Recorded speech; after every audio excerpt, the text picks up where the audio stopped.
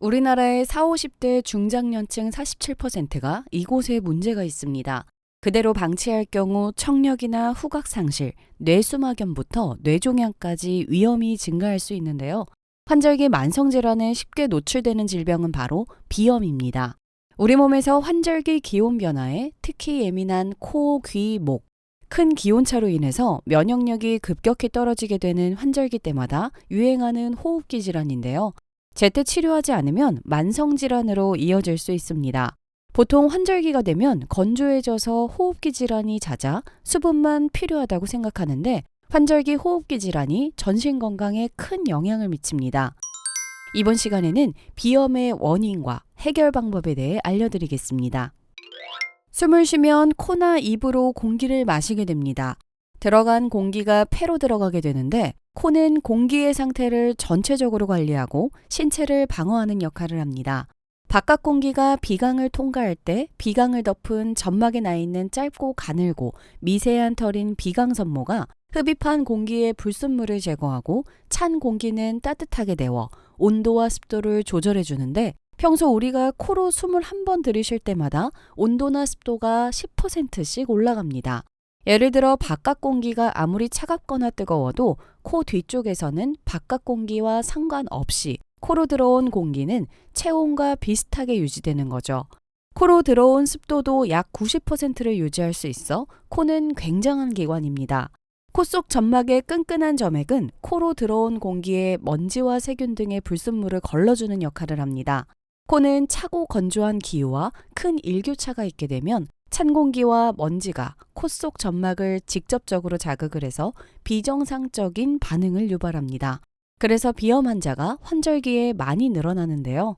건강보험심사평가원 통계에 따르면 환절기 시기에 비염으로 병원을 찾은 인원이 2009년 약 549만 명에서 2013년 627만 명으로 4년간 약 78만 명이 증가했다고 합니다. 이처럼 비염으로 고통받는 환자가 꾸준히 늘고 있다고 볼 수 있습니다. 비염은 콧물, 재채기, 가려움증, 코막힘 4가지 증상 중 1가지 이상의 증상이 동반되면 코 점막의 염증성 질환이라고 할 수 있습니다. 코에 염증이 반복되면 코 중심의 양옆 비갑계가 수축과 팽창을 반복하다 완전히 부어버립니다. 비염은 몸에 나타나는 감기와 비슷한 증상이 있어 혼동을 하기 쉬운데 감기는 오한, 발열, 몸살이 동반되고 특별한 치료 없이도 2주 정도 지나면 나아지는데 비염은 오한, 발열, 몸살은 발현되지 않고 콧물, 코막힘, 재채기, 가려움증으로만 2주 이상 지속될 경우 비염이라고 할 수 있습니다. 비염은 코 점막이 특정 물질에 대하여 과민 반응을 나타내는 알레르기성 비염이 있고 감염이나 혈관 운동성, 호르몬, 약물 등으로 인해 나타나는 비알레르기성 비염이 있습니다. 요즘 같은 환절기에 더 많이 발생하는 비알레르기성 비염 중 혈관 운동성 비염은 뜨겁거나 차가운 음식을 먹을 때도 증상이 나타나는데요. 이런 증상이 반복되면 혈관 운동성 비염을 의심해야 합니다. 알레르기성 비염은 면역계의 알레르기 반응에 대해서 유발되는 비염입니다. 전 세계적으로 약 5억 명이 앓고 있다 보고되고 있으며 우리나라는 인구의 34% 정도가 앓고 있을 정도로 굉장히 흔한 만성질환 중 하나입니다. 알레르기성 비염의 대표적인 환경적 요인은 진먼지 진드기와 꽃가루, 곰팡이 등이 있습니다. 이렇게 염증 반응을 일으키는 물질이 코 안으로 유입되면 면역 반응을 일으키게 됩니다. 그러면서 콧물, 코막힘, 코 간지러움이 유발됩니다. 진먼지 진드기는 번식력이 좋기 때문에 한두 마리가 순식간에 퍼질 가능성이 큽니다.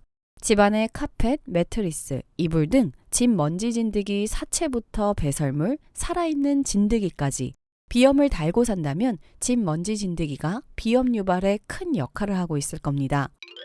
이런 진먼지 진드기 해결 방법입니다. 알레르기성 비염 원인 중 하나 진먼지 진드기는 햇볕에 닿으면 바로 즉시 말라 죽는 특징이 있어 일광 소독이 가장 좋은 방법입니다. 햇볕에 소독하기 어려운 침구류나 커튼 등은 헤어 드라이어로 바싹 말려주면 됩니다.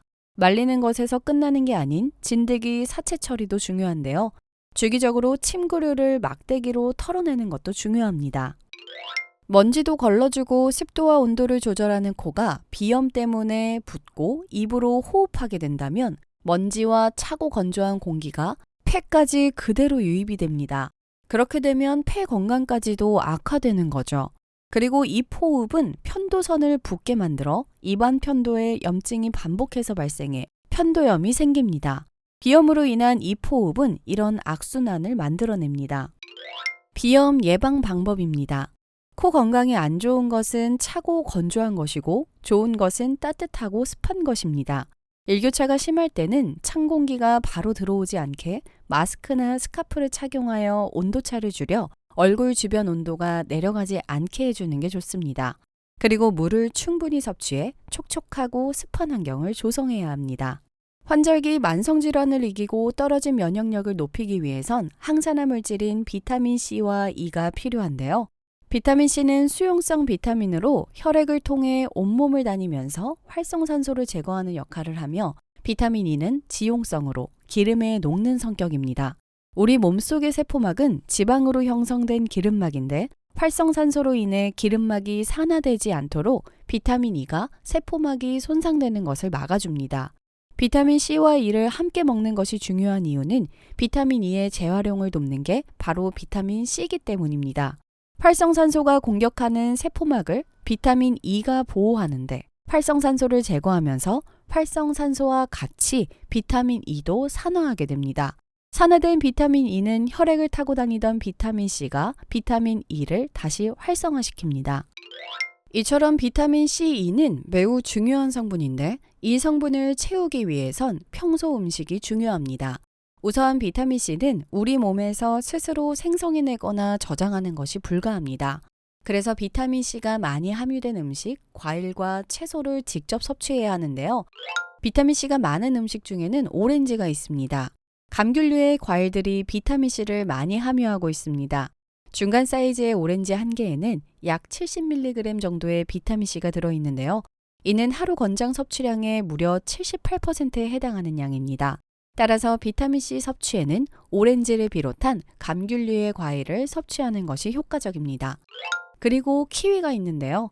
중간 크기의 키위 한 개에는 약 70mg의 비타민 C가 들어있습니다. 한 연구에 따르면 키위는 비타민 C가 풍부할 뿐 아니라 산화 스트레스를 줄이고 콜레스테롤을 낮춰주며 우리 몸의 면역력을 향상시키는 데 도움이 된다고 합니다. 비타민 C에 이어 비타민 E가 많은 음식 중 하나는 아몬드입니다. 아몬드에 30g의 비타민 E가 7.4mg이 들어있습니다. 하루 권장 섭취량 20에서 25알 정도 먹으면 알맞으며 아몬드 우유나 아몬드 오일로 섭취해도 좋지만 가능하다면 생 아몬드를 통해 섭취하는 것이 좋습니다. 그리고 올리브유도 있는데요. 착한 기름이라고 불리는 올리브유는 식물성 오일 중에서도 비타민 E가 매우 풍부하게 들어 있습니다. 꾸준히 섭취하면 콜레스테롤이나 중성지방 수치를 조절하는 데 도움을 줍니다. 시청해주셔서 감사합니다. 영상이 도움이 되셨다면 좋아요와 구독, 알림 설정까지 부탁드립니다.